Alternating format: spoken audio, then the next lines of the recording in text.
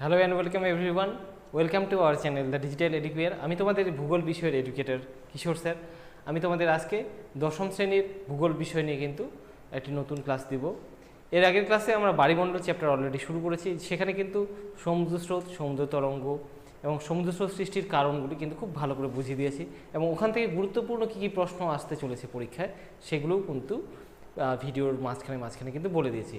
তো অবশ্যই জানার জন্য আগের ভিডিও তো দেখতেই হবে এবং তার সঙ্গে রিলেটেড পরবর্তী পার্ট এখান থেকেও কিছু গুরুত্বপূর্ণ অংশ আছে, সেই গুরুত্বপূর্ণ অংশগুলো তোমরা দেখে নাও।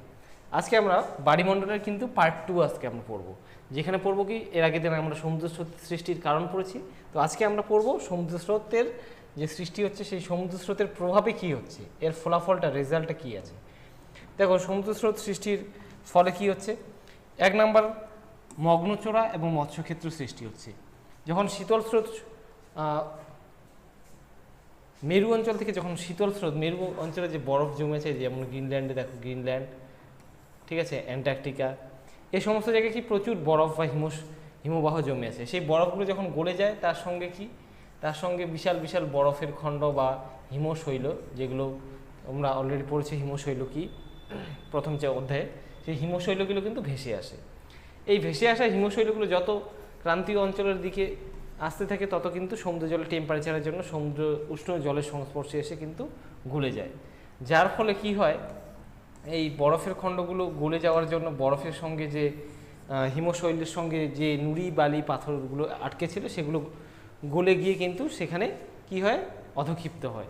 এবং যেখানে অধক্ষিপ্ত হয় সেই জায়গাটায় যুগ যুগ ধরে এইভাবে নুড়ি বালি পাথর জমতে জমতে জায়গাটা কিন্তু অগভীর হয়ে পড়ে এবং সেখানে পরবর্তীকালে যেহেতু নুড়ি বালি পাথর পলি এখানে এসে জমা হয়, সেজন্য ওখানে মাছ প্রচুর পরিমাণে মাছের খাবার প্লাঙ্কটন, ফাইটোপ্লাঙ্কটন এবং জু প্লাঙ্কটন নামে কিছু ছোট ছোট ক্ষুদ্র প্রাণী এবং জীব জন্মায়, যাদেরকে ছোট ছোট মাছগুলো কিন্তু খাবার হিসেবে গ্রহণ করে। এবার যখন ছোট মাছ আসে তখন কি সেই ছোট মাছকে খাওয়ার জন্য বড় বড় মাছগুলোও সেখানে আসে এবং বড় মাছের পেছনে পেছনে কি আসে, হাঙর তিমি এই মাছগুলোও আসে এবং সেখানে গোটা এলাকাটা জুড়ে প্রচুর মাছের সমাগম বা মাছের সমাবেশ ঘটে। তো সেই জন্য কী হয়, মগ্নচোরাতে প্রচুর মৎস্যক্ষেত্র গড়ে উঠেছে। যেখানে যেখানে মগ্নচোরা আছে পৃথিবীর সেখানেই মৎস্যক্ষেত্র গড়ে উঠেছে। আর মগ্নচোরা কোথায় কোথায় গড়ে উঠেছে, যেখানে উষ্ণ স্রোত আর শীতল স্রোত মিলিত হয়েছে সেখানেই কিন্তু মগ্নচোরা গঠিত হয়েছে। ঠিক আছে, আর এই মগ্নচোরা মনে রাখবে খুবই গুরুত্বপূর্ণ কিসের জন্য, বাণিজ্যিক মৎস্যক্ষেত্র গড়ে তোলার জন্য কিন্তু খুবই গুরুত্ব রয়েছে। ঠিক আছে, এই মগ্নচোরাকে আবার কি বলা হয়, সাবমার্সড ব্যাংক বলা হয়। এবার ব্যাংকে যেরকম টাকা থাকে, এই মগ্নচোরা বা ব্যাংকে কি থাকে, সাবমার্সড ব্যাংকে থাকে প্রচুর পরিমাণে মাছ থাকে। ঠিক আছে, এরকম একটা গুরুত্বপূর্ণ মগ্নচোরা হলো কি গ্র্যান্ড ব্যাংক মগ্নচোরা। এই মগ্নচোরাটা গড়ে উঠেছে কোথায়, শীতল লাব্রাডর স্রোত এবং উষ্ণ উপসাগরের স্রোতের মিলনের ফলে উত্তর পশ্চিম আটলান্টিক মহাসাগরের উপকূলে তৈরি হয়েছে। এছাড়াও কি ফেনা ব্যাংক, জেফ্রি ব্যাংক ইত্যাদিও গুরুত্বপূর্ণ এখানে। ঠিক আছে, এই মগ্নচোরার মধ্যে আবার এই মগ্নচোরা থেকে কি প্রচুর পরিমাণে খনিজ সম্পদ পাওয়া যায়, যে কারণে খনিজ আহরণের জন্য এই মগ্নচোরাগুলি খুবই ইম্পর্টেন্ট, গুরুত্বপূর্ণ। ঠিক আছে, এই যে ছবিতে এইটা পরীক্ষায় বহুবার আসছে যে গ্র্যান্ড ব্যাংক মগ্নচোরা কোথায় অবস্থিত বা কোথায় গড়ে উঠেছে। এই দেখো গ্রিনল্যান্ডের পাশ দিয়ে এদিকে আসে ল্যাব্রাডর স্রোত আর এদিক থেকে আসে কি উষ্ণ উপসাগরীয় স্রোত।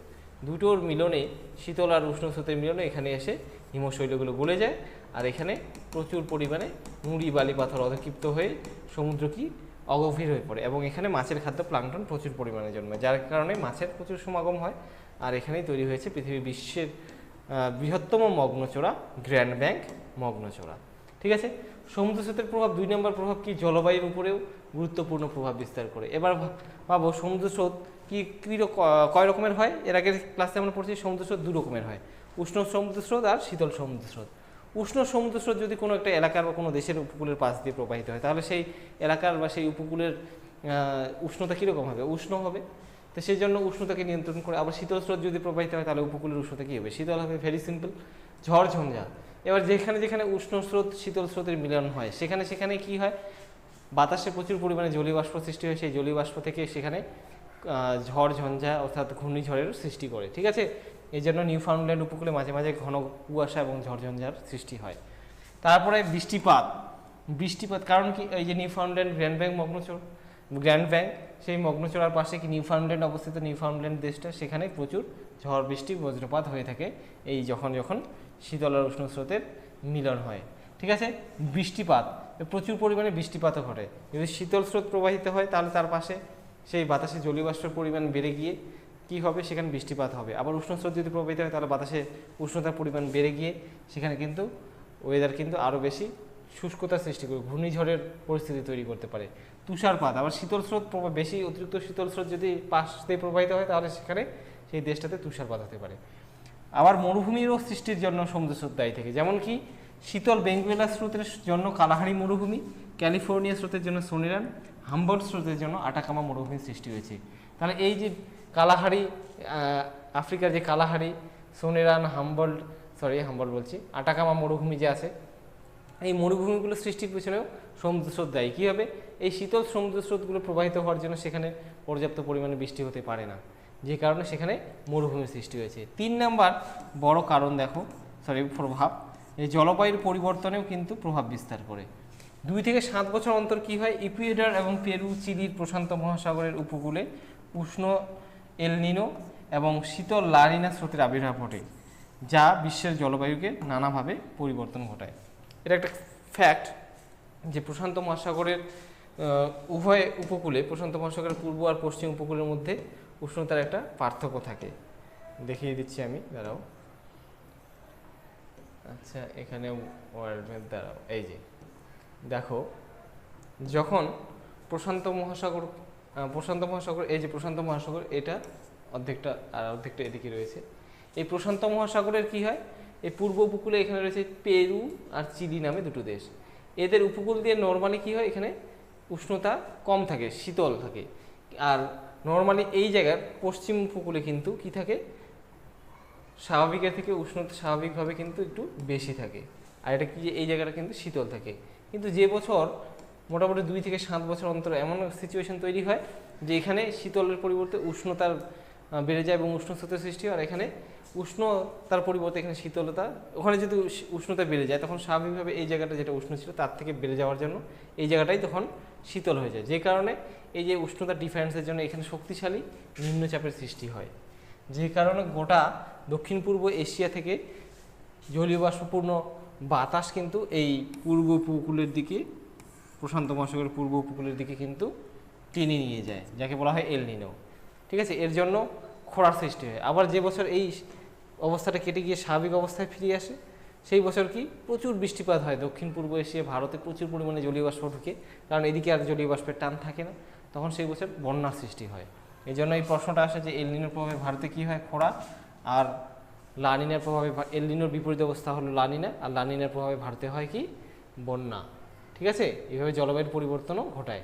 ঠিক আছে, কি করে তাহলে সমুদ্র স্রোতের প্রভাবে কি হয়, মগ্নচড়া এবং মৎস্যক্ষেত্র সৃষ্টি হতে পারে। খুব গুরুত্বপূর্ণ এটা, মগ্নচড়া মৎস্যক্ষেত্র পয়েন্টটা, এটা ভেরি ভেরি ইম্পর্টেন্ট। মগ্নচড়া মৎস্যক্ষেত্র আসতেই পারে, মগ্নচড়ায় মৎস্যক্ষেত্র গড়ে ওঠে কেন, এই প্রশ্নটাও আসছে বহুবার পরীক্ষায়। ঠিক আছে, এবার দেখো জলবায়ুর উপর প্রভাব পড়ে আর কি করে, জলবায়ুর পরিবর্তনেও প্রভাব বিস্তার করে। এবার এখানে গুরুত্বপূর্ণ আরেকটা জিনিস থেকে যায়, সেটা হলো কি গায়র। এবার শর্ট প্রশ্ন কিছু এখানে দেখো, গায়র, এটা 2 নম্বরের জন্য ইম্পর্টেন্ট একটা শর্ট প্রশ্ন, যে গায়র কি, 2 মার্কসের জন্য। ঠিক আছে, এই প্রশ্নটা, গায়র প্রশ্নটা কি, গায়র হলো কি, যেখানে যেখানে প্রশান্ত আটলান্টিক ভারত মহাসাগরের যে অঞ্চলে কি উপক্রান্তীয় অঞ্চলে উষ্ণ এবং শীতল স্রোতগুলি মিলিত হয়, এবং কি হয়, উষ্ণ শীতল স্রোতগুলো মুখোমুখি মিলিত হতে পারে না।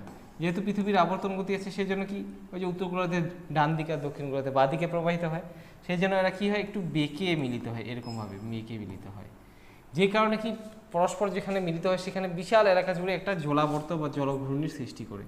বিশাল এলাকা জুড়ে একটা বৃত্তাকারে কয়েক হাজার বর্গ কিলোমিটার এলাকা জুড়ে এভাবে সমুদ্রের জলরাশি, উষ্ণ আর শীতল জলরাশি কী হয়, বৃত্তাকারে ঘুরতে থাকে এভাবে মিলিত হয়ে। যে কারণে সেখানে একটা কি বহু দূর দিয়ে, বাইরের দিক দিয়ে কি হয়, একটা জলঘূর্ণির সৃষ্টি হয়। আর মাঝখানের জায়গাটা, মাঝখানের স্থানটা কি একদম শান্ত অবস্থায় এখানে থাকে, একদম স্টপ হয়ে, এখানে কোনো জলঘূর্ণি থাকে না।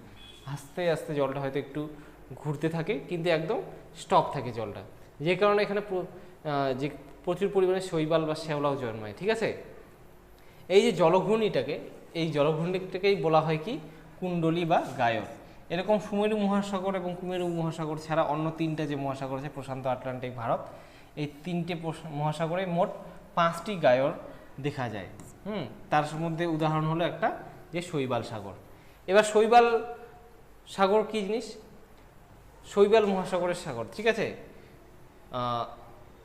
শৈবাল সাগর এটা এরকম হবে, শৈবাল সাগর উত্তর আটলান্টিকের মধ্যভাগে উপসাগরীয় এবং উত্তর আটলান্টিক কেনারি উত্তর নিরক্ষীয় স্রোতের ঘড়ি কাটার দিকে চক্রাকার স্রোত শূন্য এবং সারগাম শৈবাল সমৃদ্ধ উপবৃত্তাকার জলাবর্ত বা সাগর সৃষ্টি হয়েছে। এই যে স্রোতগুলোর নাম বললাম, এই স্রোতগুলো সবাই মিলে কি করে একটা বিস্তীর্ণ এলাকা জুড়ে জলঘূর্ণি সৃষ্টি করে, যেখানে মাঝখানটা শান্ত থাকে। এখানে প্রচুর পরিমাণে এরকম কি শ্যাওলা শৈবাল জন্মায়, যেগুলো মাছের খাবার নয়। কিন্তু এই শৈবাল সাগরে কিন্তু মাছ থাকে না, এটা আবার ভুল করবা না ভেবে। এই শৈবাল সাগরে প্রচুর পরিমাণে এরকম করে শ্যাওলা বা শৈবাল জন্মায়, ঠিক আছে। তো যেটার কারণ হচ্ছে কি, যে জলটা ওখানে স্থির হয়ে থাকে আর বিস্তৃত এলাকা জুড়ে তার চারিদিকে জলঘূর্ণির সৃষ্টি হয়, ঠিক আছে। এই কারণে কিন্তু শৈবাল সাগর সৃষ্টি হয়। এই যে হিমশৈলের ছবি এখানে রয়েছে, এই হিমশৈলগুলোই উষ্ণ স্রোতের সংস্পর্শে এসে গলে গিয়ে সেখানে নুড়ি বালি পাথর সঞ্চিত হয়ে মগ্নচূড়া সৃষ্টি হয়। এবার এখান থেকে আরেকটা গুরুত্বপূর্ণ ইম্পর্টেন্ট প্রশ্ন, যে প্রশ্নটা কি খুব ভালো করে মনে রাখবে, এই প্রশ্নটা 2 নম্বরের জন্য আসতে পারে। সেটা হলো কি, হিমপ্রাচীর বা কোল্ড ওয়াল কি? এই হিমপ্রাচীর বা কোল্ড ওয়াল কি? দেখো, উত্তর আটলান্টিক মহাসাগরের উত্তর পশ্চিম অংশে ব্যাফিন উপসাগর থেকে আগত শীতল সবুজ রং জলের শীতল ও সবুজ জলের সঙ্গে কি লাব্রাডর স্রোত, সবুজ জলের লাব্রাডর স্রোত এবং দক্ষিণ দিক থেকে আগত উষ্ণ ও নীল জলের উপসাগরীয় স্রোত পাশাপাশি পরস্পর বিপরীত দিকে প্রবাহিত হয়। এই যে উত্তর দিক থেকে আসছে শীতল স্রোত এবং এই যে এই ছবিটাতে দেখো, উত্তর দিক থেকে আসছে শীতল স্রোত এবং এই দক্ষিণ দিক থেকে ক্রান্তীয় অঞ্চল থেকে কি যাচ্ছে, উষ্ণ স্রোত যাচ্ছে। এবার যেখানে এরা মিলিত হয় বিস্তীর্ণ এলাকা জুড়ে, এরা কি একটা সীমানা তৈরি করে উষ্ণ আর শীতল স্রোতকে একদম স্পষ্টভাবে এই যে সীমানা দিয়ে পৃথক করে যায়। দুটো সমুদ্রের জলের রং একদম আলাদা হয়ে যায়, ঠিক আছে, কারণ এটা মিক্সিং হতে অনেকটা সময় নেয়। তার ফলে একটা বিস্তীর্ণ এলাকা জুড়ে এরকম বাউন্ডারি দেখা যায়, যেখানে স্পষ্টভাবে উষ্ণ স্রোত আর শীতল সমুদ্র স্রোতকে পৃথক করা যায়। এই জায়গাটাই হলো কি, এই যে বাউন্ডারিটা, এই বাউন্ডারিটার নামই হলো হিমপ্রাচীর। ছবি দেখে অবশ্যই আর কোনোদিন ভুলবা না, আমি জানি। তাহলে এই হলো হিমপ্রাচীর, ঠিক আছে, মনে থাকবে। এই হিমপ্রাচীর কোথায় তৈরি হয়েছে? যে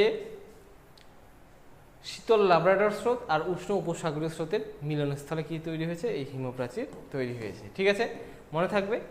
তো এই বাড়িমণ্ডলে সমুদ্র স্রোত এবং সমুদ্র তরঙ্গ যে জায়গাটা আছে, পয়েন্টটা, ওখান থেকে এই প্রশ্নগুলোই বা এই টপিকগুলোই এখান থেকে যতগুলো আমি পড়ালাম আর কি, যতগুলো সমুদ্র স্রোত, সমুদ্র তরঙ্গ, সেগুলোর পার্থক্য, সৃষ্টির কারণ, প্রত্যেকটা মহাসাগরের একটা করে উষ্ণ শীতল স্রোতের নাম, ঠিক আছে, মগ্নচোরা, সমুদ্র স্রোত সৃষ্টির কারণ, তারপরে সমুদ্র স্রোতের প্রভাব, এগুলো খুব ভালো করে পড়ে নেবে। এগুলো পড়লেই তোমাদের মাধ্যমিকে নিশ্চিন্তভাবে পরীক্ষা দিয়ে আসতে পারবা, ঠিক আছে। এখান থেকে যা প্রশ্নই হোক না কেন তোমরা উত্তর করে আসতে পারবা, ঠিক আছে। তো আজকের ক্লাসটা এখানেই শেষ। তো তোমাদের কেমন লাগলো অবশ্যই কমেন্টে জানাতে ভুলবে না। আর দেখা হচ্ছে এই পার্টেরই আরও গুরুত্বপূর্ণ একটা অংশ নিয়ে, এই বায়ুমণ্ডল চ্যাপ্টারেরই নেক্সট ভিডিওতে আসব। সেটা একটা সারপ্রাইজ, সেটা আরও খুব মজাদার হতে চলেছে। ওই ক্লাসগুলো করার পরে তোমরা আর কোনোদিনও ভুলবা না, তোমাদের বই সেরকমভাবে আর পড়া দরকারই হবে না। এমন কিছু ট্রিক্স এমন সুন্দর করে আমি তোমাদের মনে রাখার বুদ্ধি কৌশল বুঝিয়ে দেবো। সেই জন্য দেখতে হবে পরের পার্টগুলো, যেখানে আমরা জোয়ার ভাটা নিয়ে কিন্তু পড়বো, ঠিক আছে। বাড়িমণ্ডলে আরেকটা কী জিনিস হয়, জোয়ার ভাটা হয়। সমুদ্র স্রোত, সমুদ্র তরঙ্গ ছাড়াও জোয়ার ভাটা খেলে, সেটা পরের টপিকে আসছে, ঠিক আছে। ততক্ষণ পর্যন্ত সবাই চ্যানেলের অন্যান্য ভিডিওগুলো দেখতে থাকো প্লেলিস্ট থেকে, ঠিক আছে। দেখা হচ্ছে পরবর্তীকালে নেক্সট একটা ভিডিওতে। সবাই ভালো থেকো, থ্যাংক ইউ।